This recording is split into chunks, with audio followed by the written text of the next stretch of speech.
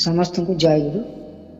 ପରମ ପିତାଙ୍କ ଇଚ୍ଛା ଓ ଆପଣମାନଙ୍କର ଏକାନ୍ତ ଆଗ୍ରହକୁ ଲକ୍ଷ୍ୟ ରଖି ଶ୍ରୀ ଶ୍ରୀ ଲକ୍ଷ୍ମୀମାଙ୍କ ଜୀବନୀ, ଯାହାକି ମୂଳ ବଙ୍ଗଳା ଲେଖାରୁ ଅନୁବାଦ କରାଯାଇଛି, ତୃତୀୟ ଅଧ୍ୟାୟ ଉପସ୍ଥାପନା କରିବାକୁ ଯାଉଛୁ। ଅନୁମାନ ସମସ୍ତେ ଶୁଣିବା ମାତ୍ରେ ଉତ୍ଫୁଲ୍ଲ ହେବେ। ତ୍ରୁଟି ଥିଲେ କ୍ଷମା କରି ଉଦାର ହୃଦୟର ପରିଚୟ ଦେବେ। ଦୟାକରି ଲାଇକ୍ ଓ ସେୟାର କଲେ ଅଗ୍ରସର ହେବା ପାଇଁ ସହାୟକ ହେବ। ଦ୍ୱିତୀୟ ଭାଗରୁ ବହୁତ କିଛି ଜାଣିଥିବେ। ବର୍ତ୍ତମାନ ତୃତୀୟ ଅଧ୍ୟାୟରେ ତ୍ରିନୟନୀ ଦେବୀଙ୍କର ସ୍ୱାମୀଙ୍କ ପ୍ରତି ଶ୍ରଦ୍ଧା ଓ ଭକ୍ତି କିପରି ମାନସ ଜଗତକୁ ଆଚ୍ଛନ୍ନ କରି ରଖିଛି ଜାଣିବା। ଛୋଟବେଳେ ସ୍ୱାମୀଙ୍କ ଉପସ୍ଥିତି ଅସହ୍ୟ ହେଉଥିଲା। ଏବେ କିନ୍ତୁ ସ୍ୱାମୀ ଦେବତାଙ୍କୁ ପାଖରେ ପାଇବା ପାଇଁ ପ୍ରତୀକ୍ଷା କରି ରହୁଛନ୍ତି। ରାମଗୋପାଳ ବାବୁ ଦୀର୍ଘ ଦିନ ପରେ ଘରକୁ ଆସିଛନ୍ତି। ତେଣୁ ଆନନ୍ଦ ମନରେ ବହୁ ଦିନରୁ ଅଯତ୍ନ କେଶ ରାଶି ଓ ଅଯତ୍ନର ଶରୀରକୁ ସେ ଯତ୍ନ ନେବାରେ ଲାଗି ପଡ଼ିଛନ୍ତି ତଥା ସାଜିବାରେ ମନ ଦେଇଛନ୍ତି, ଯାହାକି ସ୍ୱାମୀ ଅନୁରକ୍ତା ସ୍ତ୍ରୀର ବିଶେଷ ଲକ୍ଷଣ। ତାମ୍ବୁଳ ସେବନରେ ଓଠ ରଙ୍ଗାଇ ଆବଶ୍ୟକୀୟ ଦ୍ରବ୍ୟ ନେଇ ଶୟନ କକ୍ଷକୁ ଯାଇଛନ୍ତି। ସ୍ୱାମୀ ଅଭିମାନ ବିଷା କଠୋର ଗଳାରେ କହିଛନ୍ତି, ମାଆଙ୍କୁ ସେ ଦୁଃଖ ଦେଉଛନ୍ତି, ତେଣୁ ସେ ଆଉ ଘରକୁ ଆସିବେନି। ଏଥିରେ ତ୍ରିନୟନୀ ଦେବୀ ଅତ୍ୟନ୍ତ ବ୍ୟଥା ପାଇଛନ୍ତି।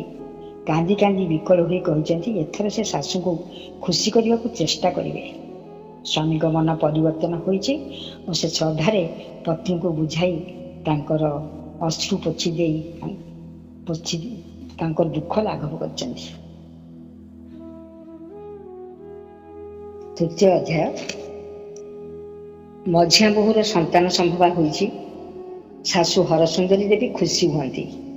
ମଝିଆ ବୋହୂ ପ୍ରତି ବିରୂପ ବୋଧ ଅନେକାଂଶରେ ହ୍ରାସ ପାଏ ତାଙ୍କର। ସଂସାରରେ ତାଙ୍କର କଅଁଳିଆ ଶିଶୁ ନାହିଁ। ଶିଶୁର କଳକାକଳିର ଶବ୍ଦରେ ପ୍ରାଙ୍ଗଣ ହସି ଉଠେ ନା। ଅଧା ଅଧା ବୋଲିରେ ପ୍ରାଣରେ ସୁଧା ସୃଷ୍ଟି ହୁଏ ନା। କେବଳ ବୟସ୍କ ଲୋକଙ୍କର ଯିବା ଆସିବା, ଖାଇବା ପିଇବା, କର୍ତ୍ତବ୍ୟ ସମ୍ପାଦନ। ମାଧୁର୍ଯ୍ୟ ନାହିଁ, ବୈଚିତ୍ର୍ୟ ନାହିଁ। ଗତାନୁଗତିକ ଜୀବନଯାତ୍ରା ନିର୍ବାହ, ନିରସ, ବିରକ୍ତିକର ଏକବାରେ। ଏତେ ଦିନ ଯେପରି ସେ ବୁଝିପାରିଛନ୍ତି, ଶିଶୁ ହିଁ ସଂସାରର ସୌନ୍ଦର୍ଯ୍ୟ।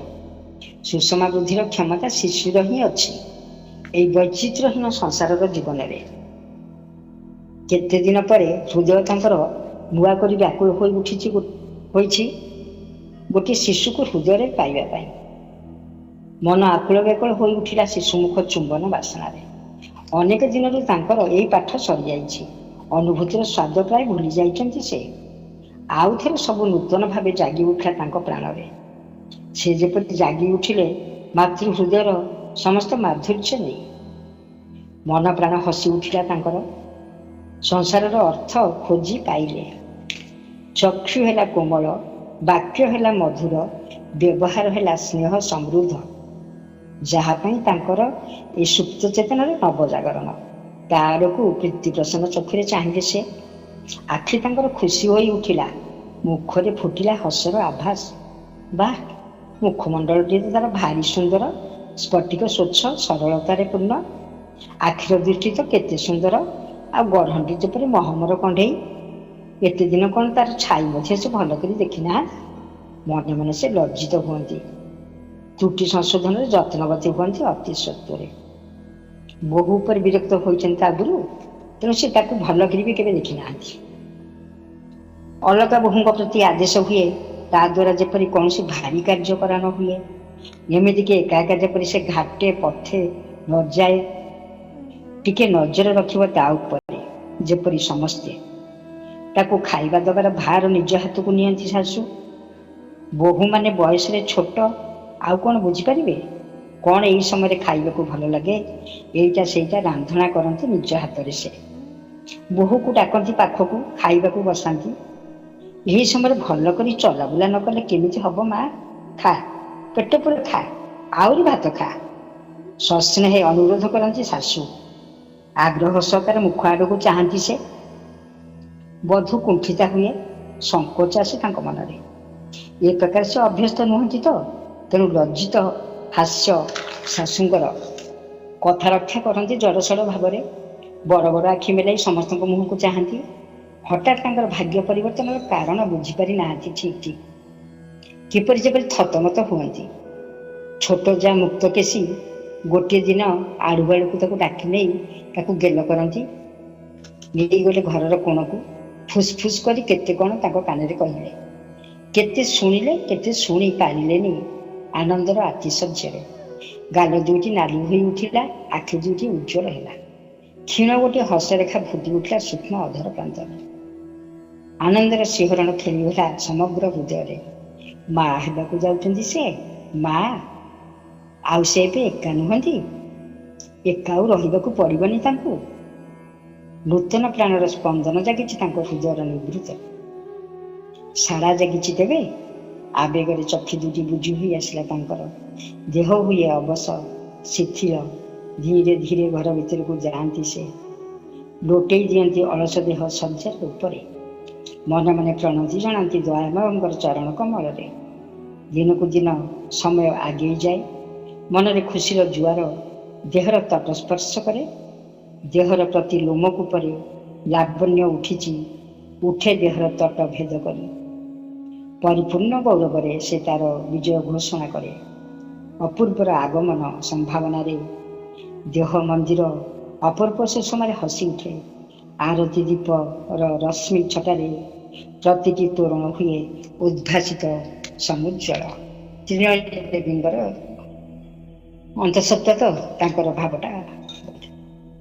ପ୍ରତିବେଶିନୀ ମାନେ କୁହନ୍ତି, ମଝିଆ ବୋହୂର ତୁମର ଝିଅ ହେବ ଦିଦି ଦେଖ। ଯାହାର ଲକ୍ଷଣ ଦେଖାଯାଉଛି, ରୂପ ଯେପରି ଉପୁଛି ପଡ଼ୁଛି, ଝିଅ ହେବ ତ। ହରସୁନ୍ଦରୀ ପ୍ରସନ୍ନ ହସରେ କହନ୍ତି, ଝିଅ ହିଁ ମୋର ତ 7 ରାଜାର ଧନ ମାଳିକ। ଯାହା ହେଉ ଝିଅ ଭଲ। ଘର ମୋର ଅନ୍ଧାର, ଯାହା ଆସିବ ତାକୁ ମୋ ଛାତିରେ ଆଦରି ନେବି। ହୃଦୟ ମୋର ଭରିଯିବ ଖୁସିର ଆବେଗରେ। ପାନ ଗୋଟା ଆଗେଇ ଦିଅନ୍ତି ସେ ସଙ୍ଗିନୀମାନଙ୍କ ଆଡ଼କୁ। 7 ମାସରେ ବଧୂର ସାଦ ଭକ୍ଷଣର ଆୟୋଜନ କରନ୍ତି ହରସୁନ୍ଦରୀ ଦେବୀ। ବୋହୂକୁ ସାଦ ଖୁଆଇବା ପାଇଁ ବାପ ଘରକୁ ପଠାଇବେ। ବୋହୂର ବାପ ଘରକୁ ଯିବା ହୋଇଛି। ଯାତ୍ରାର ଶୁଭ ଦିନ ସ୍ଥିର ହୋଇଛି। ପ୍ରଥମ ପୁଆତି ମାଆର କୋଳରେ ଝିଅ ମା ପାଖକୁ ଯାଉ।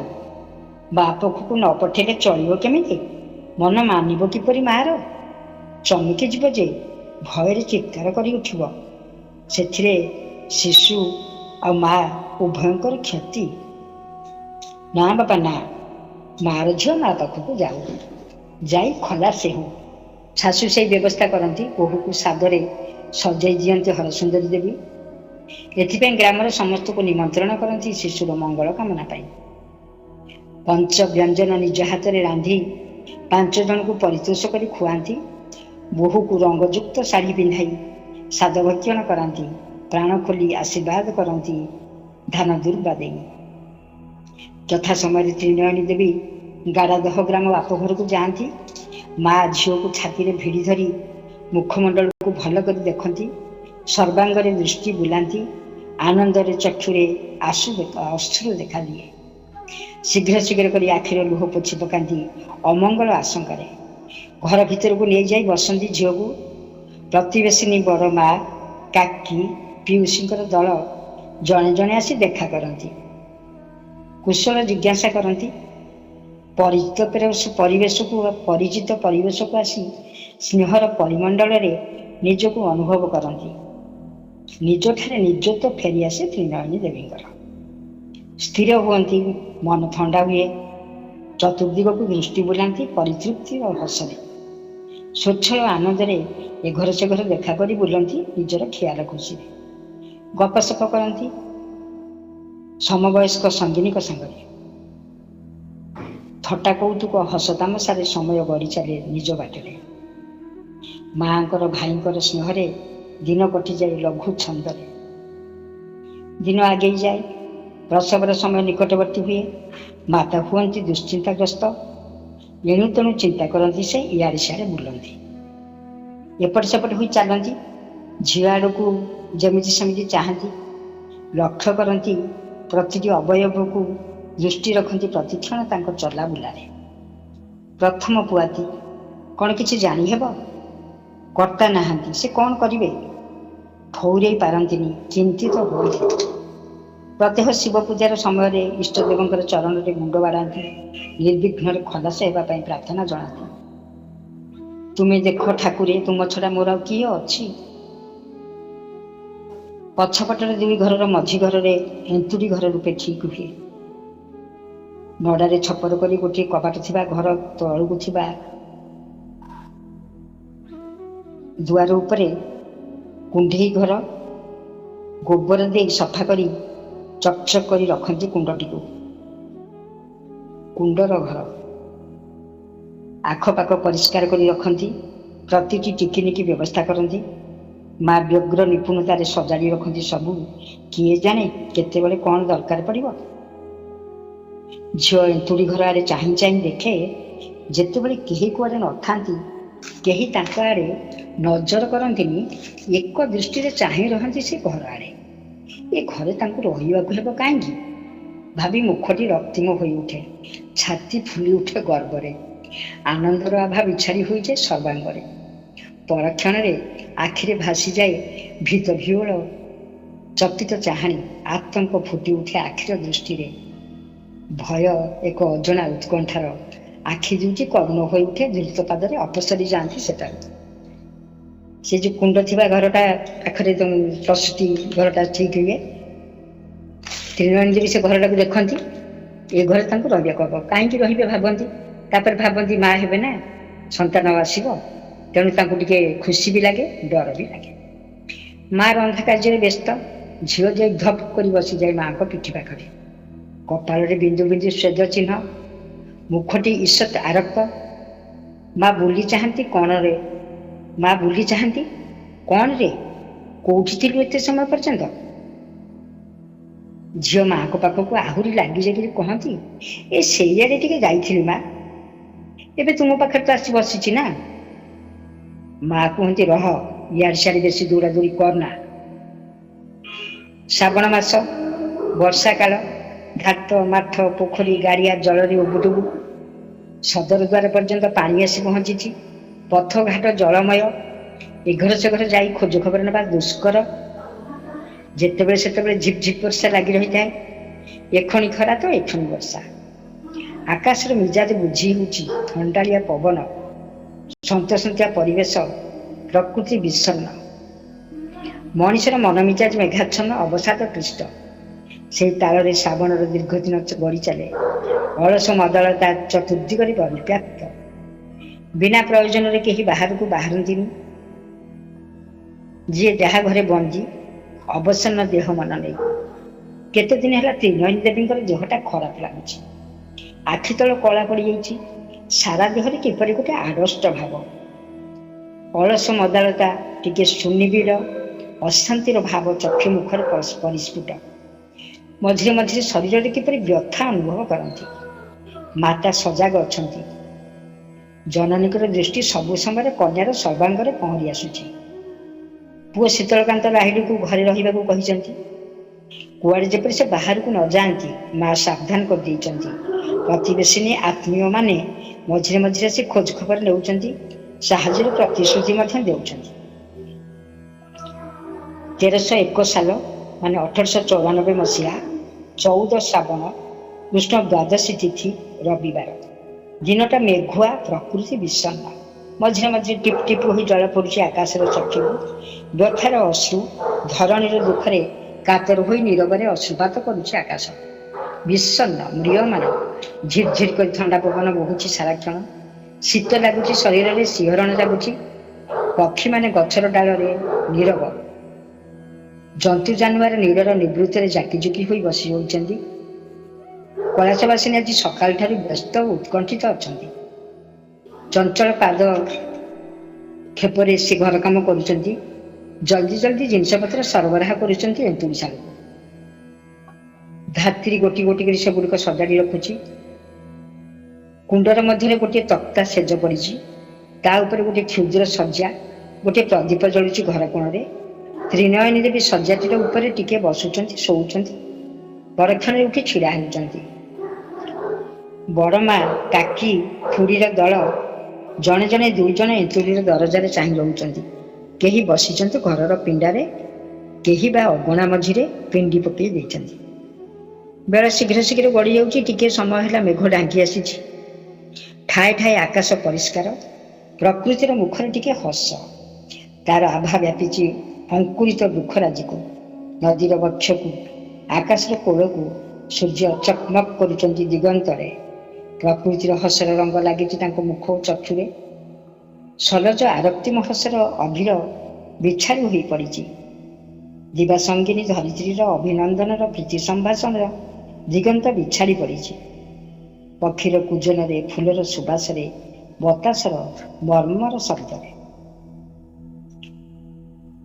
ରାତ୍ରି ଦିନର ସନ୍ଧିକ୍ଷଣ ସେହି ମିଳନ ମୋହନରେ ହଠାତ୍ ଶଙ୍ଖ ବାଜି ଉଠିଲା ଲାଇଡ଼ି ଘରର ଅଗଣାରେ। ତିନିଥର ଶଙ୍ଖଧ୍ୱନି, ତିନିଥର ହୁଳହୁଳି। ଆନନ୍ଦର ବାର୍ତ୍ତା ଖେଳିଗଲା ଦିଗନ୍ତର ବକ୍ଷରେ, ପଲ୍ଲୀର ଆକାଶରେ, ବତାସରେ। ଲାହିଡ଼ି ଘରର ଶଙ୍ଖର ପ୍ରତିଧ୍ୱନି ବାଜି ଚାଲିଲା ପଲ୍ଲୀର ପ୍ରତି ଘରେ। ଗୃହସ୍ଥ ବଧୂଙ୍କ ହାତରେ ତୁଳସୀ ଚଉରାର ପାଦପୀଠ ତଳେ ସ୍ୱାଗତ ଧ୍ୱନି ମିଶିଗଲା ଆରତୀ ଧ୍ୱନିର ସଙ୍ଗେ ଏକାତ୍ମ ହୋଇ। ତାଙ୍କର ବନ୍ଦନା ଗୀତି ଚତୁର୍ଦିଗରେ ବିକଶିତ ହେଲା। ଆରତୀ କଲେ ତାଙ୍କୁ ଧୂପର ଧାରା, ମାଳତୀ ଝଡ଼ାଇ ଦେଲା ତାର ପାଖୁଡ଼ା ପରାଗ। ସେ ମିଳିତ ଆରତୀ ଯଜ୍ଞର ପୂତବେଦୀ ମୂଳେ। ଘରେ ବସିଥିଲେ ଶୀତଳକାନ୍ତ ଲାଇଡ଼ି, ତ୍ରିନୟନୀଙ୍କ ବଡ଼ ଭାଇ, ଏକମାତ୍ର ପୁରୁଷ ଅଭିଭାବକ। ଟିକେ ହାଟକୁ ବାହାରିଥିଲେ ସେ ସାଂସାରିକ ପ୍ରୟୋଜନରେ। ଗ୍ରାମର ଶେଷ ମୁଣ୍ଡରେ ହାଟ ବସେ। ଯାଇଛନ୍ତି ଆଉ ଆସିଛନ୍ତି। ଶୀଘ୍ର ପାଦ ପକାଇ ଚାଲିଛନ୍ତି ସେ। ଘରର ପରିଚାଳକ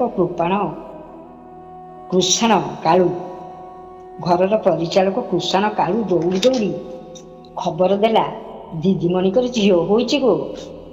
କର୍ତ୍ତାମା ଡକାଇ ପଠାଇଛନ୍ତି ତୁମକୁ। ଦେଖିବା ଆସ ବାବୁ, ଚନ୍ଦ୍ର ପରି ଖୁକି। ଶୀତଳ ବାବୁଙ୍କ କାନ୍ଧର ଚଦରଟିକୁ କାଳୁକୁ ଦାନ କରିଦେଲେ। ଖୁସିର ଆବେଶରେ କହିଲେ, ଏଇ ଘୋଡ଼ି ହେବା ଚାଦରଟା ନେ। ପାଉଣା ତୋର ରହିଲା କାଳୁ, ଘରେ ଯାଇକି ଦେଇଦେବି, ବୁଝିଲୁ ରେ। କାଳୁ ହସି କହିଲା, ଆଜ୍ଞା ବାବୁ, ଏନ୍ତୁଡ଼ିର ଦରଜାରେ ଭିଡ଼ ଜମିଛି। ପଡ଼ାର ଝିଅ ବୋହୂ ମାନଙ୍କର ଦଳ, ବୟସ୍କମାନଙ୍କର ଦଳ କୁଣ୍ଡ ଘରର ଦରଜାକୁ ଠେଲି ଧରିଛନ୍ତି। କୈଳାସବାସିନୀ ଝିଅକୁ କୋଳରେ ଧରି ଏନ୍ତୁଡ଼ିର ଦ୍ୱାର ମୁହଁରେ ଆସି ବସିଛନ୍ତି। ପ୍ରସୂତି ଶୋଇଛନ୍ତି ତାଙ୍କର ନିର୍ଦ୍ଦିଷ୍ଟ ଶଯ୍ୟାରେ। ମିଟି ମିଟି ଚାହୁଁଛନ୍ତି ଝିଅର ମୁହଁକୁ। ସମସ୍ତଙ୍କର ଅଲକ୍ଷ୍ୟରେ ବସି ଅଛନ୍ତି କୈଳାସବାସିନୀ ଦେବୀ କୋଳରେ ସଦ୍ୟ ପ୍ରସୂତି ଶିଶୁକନ୍ୟା। ପଣତରେ ବିଛାଇ ରଖିଛନ୍ତି ଏକରାଶି ବେଲଫୁଲ। ଦୁଗ୍ଧ ଶୁଭ୍ର ସଦ୍ୟ ପ୍ରସ୍ଫୁଟିତ ବେଲଫୁଲ ରାଶିର ସୌନ୍ଦର୍ଯ୍ୟ ସୁଷମାରେ, ବର୍ଣ୍ଣ ଓ ଗନ୍ଧରେ ଦିଗ ଉଜ୍ଜ୍ୱଳ କରୁଛି। କାନିରେ ଯେଉଁ ଧରିକି ବସିଛନ୍ତି କୈଳାସବାସିନୀ ନା, ତାଙ୍କର କାନିଟା ସଫା, ଆଉ ମାଆଙ୍କର ଶରୀରର ବର୍ଣ୍ଣ ସବୁଗୁଡ଼ା ଯେମିତି ସତେ ଯେମିତି ବେଲଫୁଲ ଗୁଳାଇ ଧରିକିରି ବସିଛନ୍ତି ସେ। ତେଣୁ ଦୁଗ୍ଧ ଶୁଭ୍ର ସଦ୍ୟ ପ୍ରସ୍ଫୁଟିତ ବେଲଫୁଲର ରାଶିର ସୌନ୍ଦର୍ଯ୍ୟ ସୁଷମାରେ, ବର୍ଣ୍ଣ ଓ ଗନ୍ଧରେ ଦିଗ ଉଜ୍ଜ୍ୱଳ କରୁଛି। ବାସ୍ନା ବି କରସରା ହେଉଛି। ବଡ଼ମାଙ୍କ ଲକ୍ଷ୍ମୀମାଙ୍କ ଜନ୍ମବେଳ କଥା। ଘର ଆଲୋକ କରି ପଣନ୍ତ ବିଛାଡ଼ି ହୋଇ ପଡ଼ିଛି।